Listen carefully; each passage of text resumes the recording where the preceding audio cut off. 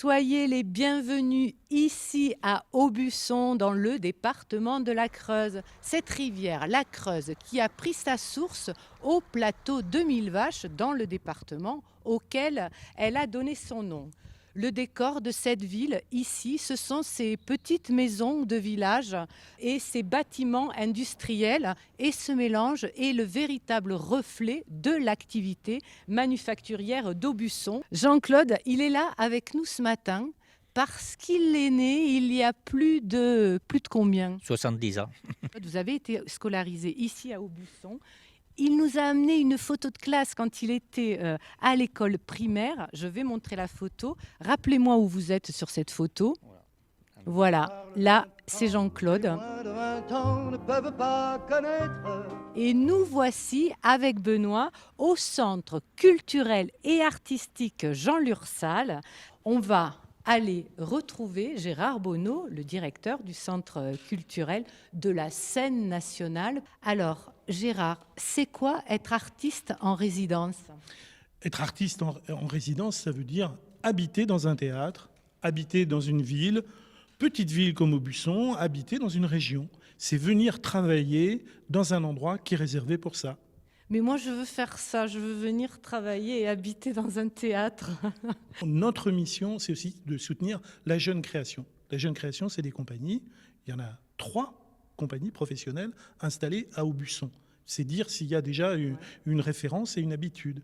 Donc, c'est inviter du local à l'international, des compagnies issues de Creuse, mais de la Nouvelle-Aquitaine, et puis aussi des compagnies étrangères. On est à Aubusson, à la pâtisserie chez Monsieur Battu, parce que non, mais franchement, qu'est-ce que vous venez acheter ici ? Du creusois. Et vous ? Du creusois, bien sûr. Et vous ? Du creusois. Donc nous aussi avec Benoît, viens. Et on va aller voir votre mari dans le labo. Il est juste pas au courant, mais c'est pas grave. Hein. On y va. Viens Benoît, viens. Bonjour Alain. Donc alors il est hors de question de ne pas nous dire de quoi est composé le creusois. Maintenant ça suffit. On veut les secrets de cette recette. On y met de la farine, du sucre, des noisettes, du beurre, du blanc d'œuf. D'accord, du blanc d'œuf. Et beaucoup de savoir-faire. Si jamais vous n'avez pas de moule à gâteau chez vous, ça peut arriver. Moi, ça m'est déjà arrivé. Eh ben, Alain, il a une solution. Tiens, Benoît, regarde, on fait cuire le gâteau dans la tuile. Eh oui. C'est tout le côté original. Voilà, c'est super. C'est comme ça que le faisaient cuire les moines. Il va falloir le goûter à un moment donné, ce gâteau. Comment vous dire ? Non, mais c'est délicieux.